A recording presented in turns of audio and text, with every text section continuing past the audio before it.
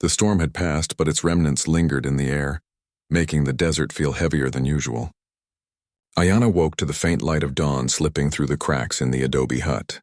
She had spent a restless night, but the morning calm was a welcome change. The rain had stopped, and the winds were now gentle, carrying with them the fresh scent of wet earth.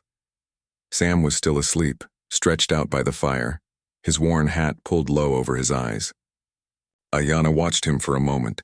He looked peaceful now, but she knew the journey ahead of him would be difficult. For a brief second, she felt a pang of worry. Despite the kindness she had shown him, Ayana didn't know what the future held. She stood and moved quietly around the hut, gathering her things. The storm had made it clear that the desert was unpredictable, and there was no telling when another would come. But there was something else, something more pressing. The bounty hunters. Ayana had heard the whispers. A group of men, ruthless and cold, had been tracking her for weeks. They were hunters, not of animals, but of people like her, the Apache. Her people had been hunted down for years, and Ayana knew she was the last of her tribe. It made her a target. She had been running for so long that she had lost track of time. Every day was a fight for survival, and now Sam. She didn't want to involve him, but she feared the hunters would find him too. If they knew he had sheltered her, they wouldn't let him live. Ayana moved toward the door, her heart racing. She needed to leave, but just as she reached for the handle, Sam stirred. He stretched his arms out and blinked up at the ceiling, his mind slowly waking up to the reality of the morning. He sat up, rubbing his eyes. "Morning," he said hoarsely, his voice still thick with sleep. Ayana paused, her hand still on the door. She had to leave now before the hunters found her, but something about Sam's presence made her hesitate. She turned back to him, meeting his gaze. "I need to leave," she said, her voice steady but firm.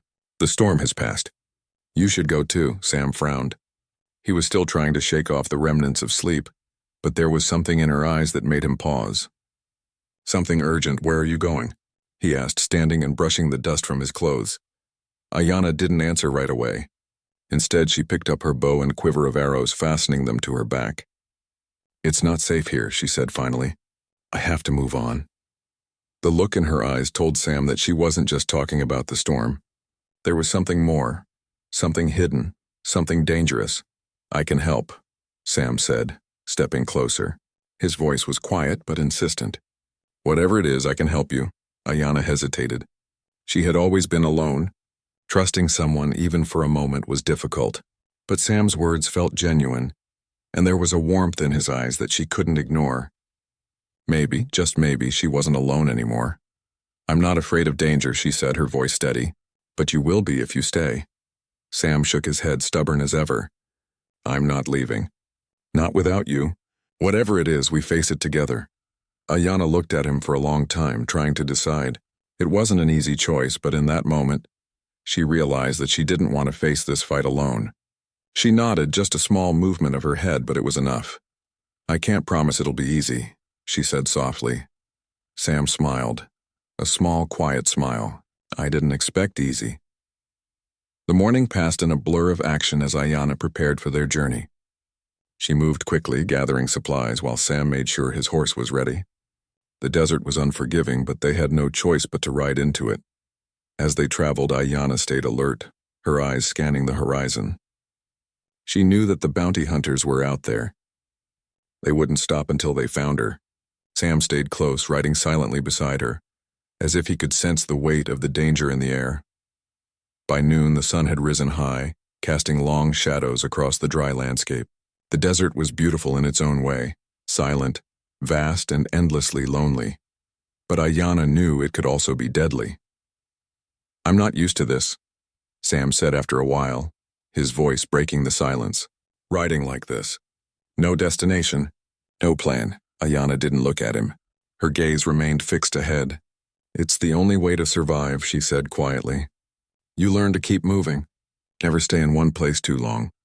Sam thought about her words for a moment. It was a way of life he had never known. Always moving, always running. "I don't know how you do it," he said, his voice soft. "I don't know if I could." Ayana glanced at him then. "You have to. You don't get to choose. The desert doesn't care what you want." They rode for hours, their only company the sound of their horses' hooves on the dry earth. The landscape seemed to stretch on forever, the same endless rows of cacti and rock formations. Ayana's mind raced with thoughts of the hunters who were closing in on her. She couldn't let them catch her. She couldn't let them harm Sam. As the sun began to set, Ayana stopped abruptly, her hand raised in a silent signal for Sam to do the same. They both dismounted, the horse's hooves quiet on the sand. Ayana knelt, her eyes scanning the horizon. "Something's wrong," she said, her voice low. Sam felt a cold shiver run down his spine. He followed Ayana's gaze but saw nothing unusual. "What do you mean?" "I can feel them," Ayana said softly. "They're close." Suddenly a figure appeared on the ridge, silhouetted against the fading light of the day.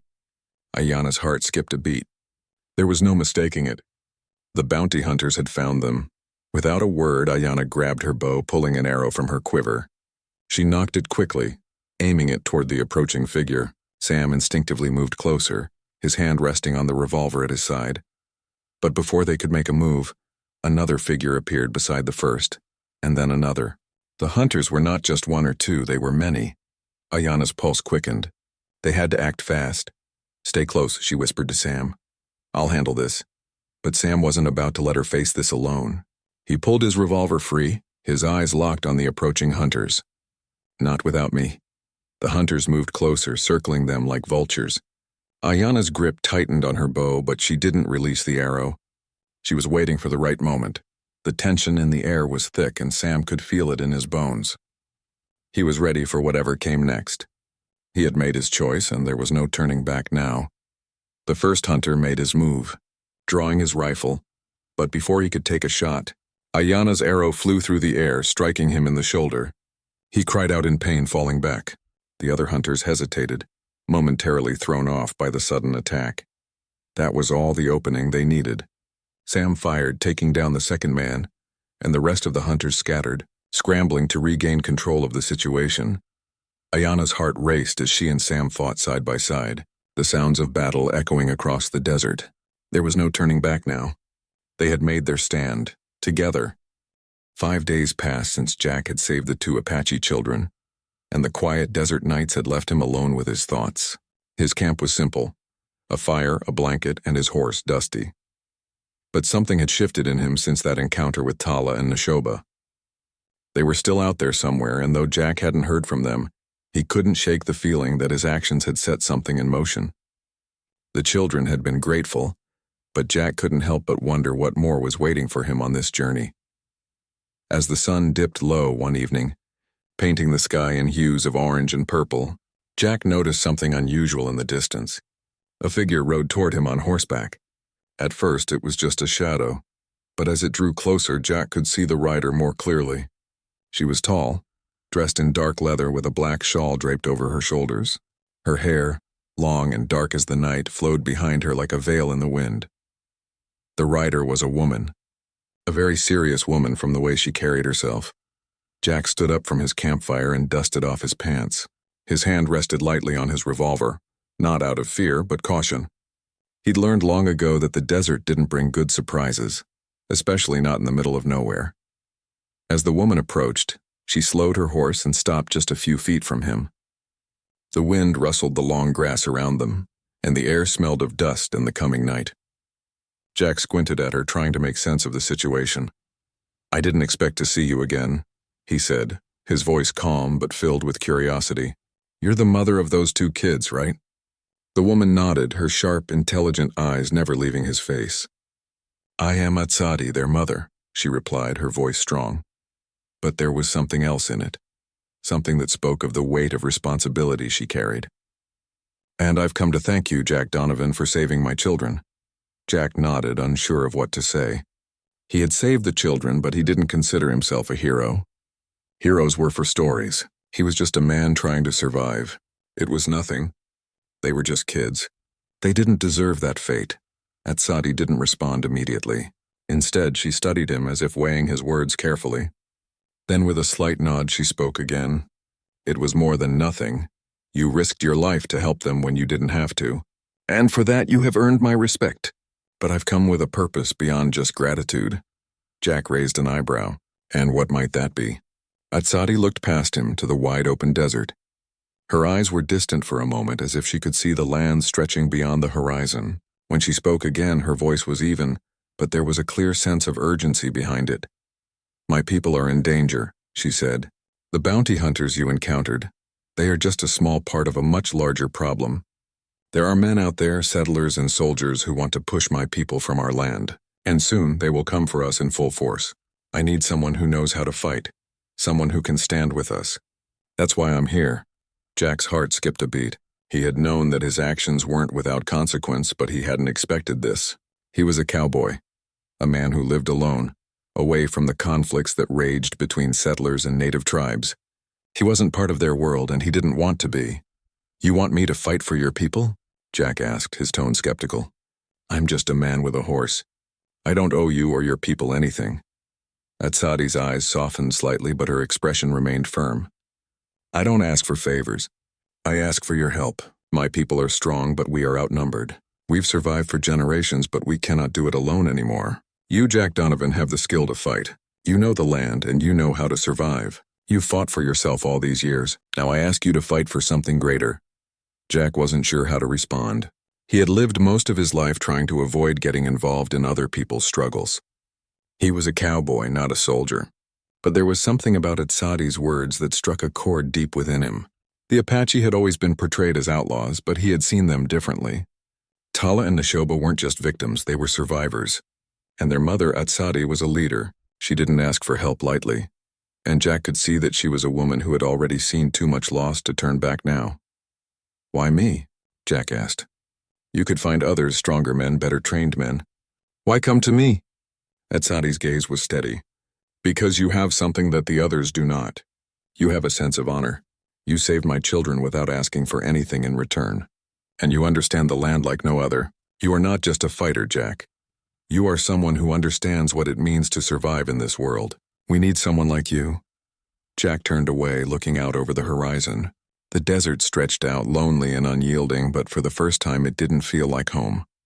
It felt like a place where his decisions could make a difference. Could he really fight for something bigger than himself? Was it time to stop running and stand for what was right? The fire crackled softly behind him, its warmth reaching into the cool evening air. Jack stood there for a long moment, thinking. He had seen what the world could do to people, to children. He had seen the pain in Tala and Neshoba's eyes, the fear of losing everything. He couldn't just turn away from that. Turning back to Atsadi, Jack finally spoke. "All right, I'll help you. I'll fight with you and your people." Atsadi's face softened, and for the first time a smile tugged at the corner of her lips.